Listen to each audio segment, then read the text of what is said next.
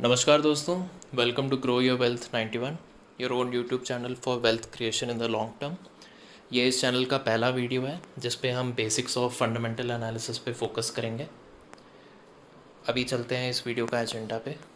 तो हम ये समझेंगे कि इस चैनल का मकसद क्या है, फंडामेंटल एनालिसिस क्या होता है, एनालिसिस पैरालिसिस क्या होता है, how to simplify fundamental analysis for beginners and with few examples and illustrations. तो आगे बढ़ते हैं। इस चैनल का मेन एम है to help investors grow their wealth in the long term through value investing. हम ये अचीव करेंगे by doing three key things. एक है case study analysis of companies, दूसरा है पोर्टफोलियो एनालिसिस, पोर्टफोलियो मैनेजमेंट के ऊपर टॉपिक्स कवर करना, तीसरा है value investing and fundamental analysis के टॉपिक्स को लर्न करना और समझना। इसके साथ साथ हम पर्सनल फाइनेंस पे भी ध्यान देंगे, because guys personal finance is key to making sure that you invest every month, आपके पास इन्वेस्ट करने के लिए पैसा रहे। तो with this being said, I hope आपको ये कंटेंट यूज़फुल लगे और आपके इन्वेस्टिंग जर्नी में ये हेल्पफुल रहे। मैं चाहता हूँ कि हम सब सक्सेसफुल इन्वेस्टर्स बने इन द लॉन्ग रन। चलिए फंडामेंटल एनालिसिस का टॉपिक चालू करते हैं। पहले ट्रेडिंग और इन्वेस्टिंग का फ़र्क समझते हैं। आई एम श्योर काफ़ी लोग को पता होगा, बट फिर भी मैं सिंप्लीफाई तरीके से समझाने की कोशिश करता हूँ। ट्रेडिंग उसको कहते हैं जब एक स्टॉक निवेशक स्टॉक का प्राइस का मूवमेंट देखते हैं यूजिंग इंडिकेटर्स एंड एक स्टॉप लॉस और टारगेट लगा के वो लोग ट्रेड लगाते हैं। जैसे ही दोनों में कुछ हिट हो जाता है तो वो लोग एग्जिट कर लेते हैं। एक सक्सेसफुल ट्रेडर उसे कहा जाता है जिसका टारगेट स्टॉप लॉस से ज़्यादा हिट हो एंड ट्रेड का कोई ड्यूरेशन लिमिट नहीं रहता है, मिनटों से लेके महीनों तक भी चल सकता है। इसमें एक और बात यह है कि स्टॉक बढ़े या गिरे दोनों केस में ट्रेडर पैसा कमा सकता है। नेक्स्ट हम आते हैं इन्वेस्टिंग पे। इन्वेस्टिंग में we analyse the management, business, past 10 years performance etcetera etcetera. काफ़ी कुछ देखते हैं जिससे पहले हम निवेश करते हैं। एंड एक बार अगर हमने स्टॉक में इन्वेस्ट कर लिया है तो जब तक कि फंडामेंटल्स चेंज नहीं होता हम लोग स्टॉक के साथ इन्वेस्टेड रहते हैं। And in the long run ये हमको बहुत ज़्यादा वैल्यू बना के देता है। सम क्लासिक एग्जांपल्स जो आपने सुना होगा वो है MRF, Eicher Motors, page industries etcetera. तो इन सारे कंपनीज़ ने बहुत वेल्थ बना के दिया है। विप्रो भी एक बहुत अच्छा एग्जांपल है। 1990 के टाइम 100 शेयर जिसने लिए हैं, आज के टाइम में वो लाखों शेयर्स में बदल चुका है बिना कुछ किए हुए, स्टॉक का स्प्लिट्स एंड बोनसेस के थ्रू। तो investing in the long run in very good companies is a very safe and good strategy. और डेफिनेटली इसमें हार्ड वर्क, एक मेहनत बस एक बार का लगता है। एक बार अगर आपने अच्छे कंपनी आइडेंटिफाई कर लिया तो आपको बस मॉनिटर करना है कि उसके कंपनी के फंडामेंटल्स सेम है कि नहीं। तो let us go forward. Analysis paralysis क्या होता है?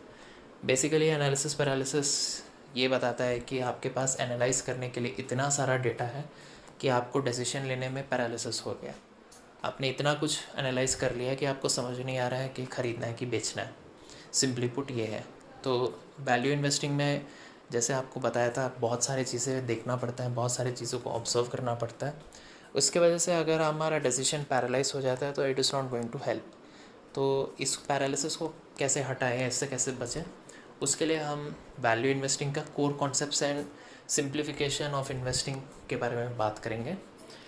तो मैंने यहाँ पे सिंप्लीफाइंग इन्वेस्टिंग में 4 से 5 मेन चीज़ें कवर किया है जो कि किसी भी बिज़नेस में बहुत यूज़फुल रहता है। अगर ये 4-5 क्राइटेरिया सेटिस्फाई हो जाता है तो that means that business is eligible for further research. आप और इन्वेस्टिगेट करके फिर डिसीजन ले सकते हैं कि स्टॉक में पैसा डालना चाहिए कि नहीं। आपके पास अगर 100 स्टॉक है तो ये चीज़ें आपको हेल्प करेंगे वो 100 को 10 करने में। चलिए स्टार्ट करते हैं। पहला है सेल्स ग्रोथ। जाहिर सी बात है कि जो कंपनी अपना सेल्स हर साल बढ़ा रहा है वो एक अच्छा कंपनी माना जाता है। बट हमें इसका ध्यान रखना है कि सेल्स अब्रप्टली ना बढ़े। व्हाट आई मीन इज़ कि ऐसा नहीं होना चाहिए कि 4 साल से सेल्स 5-6% से बढ़ रहा है, अचानक से 50% बढ़ गया 7वें साल में। अगर ऐसा हुआ तो हमें उसका रूट कॉज समझना है कि ऐसा क्यों हुआ, क्या आगे भी ऐसा हो सकता है। जनरली एक्सपीरियंस ये बोलता है कि जो कंपनी अचानक से ग्रो किया है उस ग्रोथ को वो सस्टेन नहीं कर सकता है, ग्रोथ रेट को वो सस्टेन नहीं कर सकता है। तो हमें इस चीज़ पे ध्यान देना है। लेकिन जो कंपनी एक स्टडी रेट से हर साल ग्रो कर पा रहा है वो एक बहुत अच्छा बिजनेस मॉडल कहलाता है। नेक्स्ट है ROC, return on capital employed. Basically ये होता क्या है, कैपिटल एम्प्लॉयड का मतलब है पैसा डालना। कैपिटल माने पैसा, एम्प्लॉय मतलब डालना। तो आप अपना पैसा वापस अपने बिजनेस में डाल रहे हो, इस पे जो रिटर्न आपको मिलता है उसको रिटर्न ऑन कैपिटल एम्प्लॉयड बोलते हैं। तो पैसा बिजनेस में दो तरीक़ों से डाला जा सकता है, या तो अपने प्रॉफिट से पैसा डालते हैं या कर्ज़ा लेके, बैंक से कर्ज़ा लेके पैसा डालते हैं।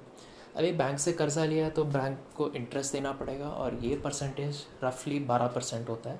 ऐसा कोई फ़िक्स नंबर नहीं है, कंपनी टू कंपनी वेरी करता है, क्रेडिट रेटिंग और भी चीज़ों को देख के, लेकिन ऑन एन एवरेज 12% मान के चल सकते हैं। तो इसका अगर कोई थंब रूल नंबर बोले तो 15% के ऊपर अगर रिटर्न ऑन कैपिटल एम्प्लॉयड रहा तो it is a decent number. 15% is decent, उसके ऊपर इज़ कंसिडर्ड गुड, क्योंकि at least we are making more than the interest that we have to give to the bank in case अपने bank से कर्ज़ा लिया है तो। नेक्स्ट है डेट कर्ज़ा, जो कि not considered a good thing for any company except for bank and NBFC। Bank NBFC का बिजनेस मॉडल ही कर्ज़े पे चलता है, तो उसमें हम कभी डेट देखते ही नहीं है। लेकिन बाकी बिजनेस में अगर डेट नहीं रहा तो it is a very good thing. ऐसा नहीं है कि जिन बिजनेस में डेट है वो ख़राब है, बट हमें हमेशा वैसे बिजनेसेस में पैसे डालने का कोशिश करना चाहिए जिसमें डेट ऑलमोस्ट ज़ीरो हो या बहुत कम हो, क्योंकि वैसे कंपनीज रिलेटिवली सेफ़ रहते हैं। एंड आवर गोल इज़ कि आने वाले 10 साल में वो कंपनी रहे, टिके रहे। तो ज़्यादा कर्जा वाला कंपनी का रिस्क ये रहता है कि रिसेशन या कोरोना की वजह से कंपनी का ऑपरेशंस बंद हो गया तो हो सकता है कि कंपनी बहुत मुसीबत में आ जाएगा, क्योंकि कर्जा तो उसको वैसे भी चुकाना है। तो that is the reason I prefer low debt to no debt companies. Next है earnings per share. This is nothing but your net profit that the company has earn per share. तो ये भी सेल्स ग्रोथ की तरह year on year बढ़ रहा है तो अच्छी बात है, लेकिन इसमें भी abrupt growth is a red flag. अब हमें ये एनालाइज करना है कि अब्रप्ट ग्रोथ क्यों हुआ है, क्या आगे भी सस्टेन हो सकता है कि नहीं। लास्ट है return on equity. Equity is आपका और मेरा पैसा, बेसिकली शेयर होल्डर्स ने जो पैसे डाले हैं या उनको जो पैसा मिलना चाहिए उसको इक्विटी बोलते हैं।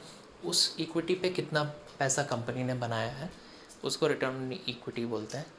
इसका भी कोई थंब रूल नंबर नहीं है, बट 15% या उससे ज़्यादा जनरली अच्छा माना जाता है 5 से 10 साल के टाइम फ्रेम में। तो नेक्स्ट हम एग्जांपल्स के तौर से समझने की कोशिश करेंगे इन चारों या पांचों पैरामीटर्स को। तो पहले हम कंपनीज़ का एनालिसिस करते हैं। इसमें मैंने FMCG कंपनीज उठाए हैं। As you can see ITC, Dabur, Britannia, HUL, चारों जाने माने कंपनीज हैं, बढ़िया कंपनीज हैं। तो हम इसमें समझने की कोशिश करते हैं कि क्या है ये चारों पैरामीटर्स कैसे प्ले आउट करते हैं। सेल्स ग्रोथ अगर हम देखें तो ITC ब्रिटानिया का ऑलमोस्ट 10% के पास है, डाबर HUL का 7 to 8% के रेंज में। तो all in all they are decent growth rates. ये पिछले 10 साल का ग्रोथ रेट है। इस पे भी हमें एक्चुअली और एनालिसिस करके देखना चाहिए कि क्या कंसिस्टेंटली इस रेट से ग्रो किया है या एटलीस्ट इसके आसपास ग्रो किया है कि नहीं। नेक्स्ट है ROCE, return on capital employed. हम देख सकते हैं कि चारों 15% के ऊपर है। इनफैक्ट HUL 117% है, विच इज़ फिनोमिनल। इसका क्या ये मतलब है कि HUL is the best company, इस पर सारा पैसा डाल दें? Not necessarily. आप HUL का ROCE देखिए 117 है, लेकिन HUL का सेल्स ग्रोथ देखिए 7% है। तो we have to investigate further कि why HUL has high ROCE but sales growth मतलब नॉर्मल क्यों है, फिनोमिनल क्यों नहीं है। नेक्स्ट है debt to equity. ITC HUL का डेट ऑलमोस्ट ज़ीरो है, डाबर का ठीक है, ब्रिटानिया का थोड़ा सा ज़्यादा है, 35% ऑफ इट इज़ डेट। सो हमें ये एनालाइज़ करना है कि क्या ये कर्ज़ा सिर्फ इस साल आया है क्या, या ब्रिटानिया का पिछले 5-10 साल से कर्ज़ा है। अगर कर्ज़ा लिया है इस साल तो क्यों लिया है, क्या ये चुका पाएगा, कोविड ने कितना इम्पैक्ट किया, वगैरह वगैरह। And lastly we have EPS growth rate. इसका भी अगर ITC डाबर HUL देखें तो डिसेंट नंबर्स हैं, लेकिन ब्रिटानिया का बहुत ही ज़्यादा अच्छा नंबर है 27.6%। Again we have to look out for abrupt growth. हमें ये देखना पड़ेगा कि कोई ऐसा साल है क्या जिसमें ब्रिटानिया का ज़बरदस्त ग्रोथ हुआ है जिसके वजह से ये नंबर इतना इन्फ्लेटेड है। एंड ब्रिटानिया का जो सेल्स ग्रोथ है वो तो खाली 9.7% है, लेकिन EPS का ग्रोथ इज़ 27। तो we have to understand why it is like that. हो सकता है कि ब्रिटानिया का मैनेजमेंट या बिजनेस मॉडल इतना अच्छा हो कि it is able to grow its net profit at a much more rapid pace than other FMCG companies, but ये हमको देखना पड़ेगा वाई इट इज़ ग्रोइंग। तो इसके साथ we have covered some basic parameters to look out for, and I hope आपको ये समझ में आया हो कि खाली नंबर्स देख के डिसीजन नहीं लेना चाहिए, हमें और सोचना चाहिए कि ऐसा क्यों हो रहा है, क्या कारण है, क्योंकि जो दिखता है वो एकदम स्ट्रेट फॉरवर्ड होता नहीं है। We have to do further analysis, and आने वाले वीडियोस में हम केस स्टडीज़ करेंगे, कंपनी एनालिसिस करेंगे, और भी इन डेप्थ इन सारे चीज़ों को सीखेंगे अलॉन्ग विद अदर पैरामीटर्स। फ़िलहाल के लिए इतने ही दोस्तों। आई होप आपको ये कंटेंट यूज़फुल लगे। Please do like and subscribe the channel. Thank you, see you in the next video.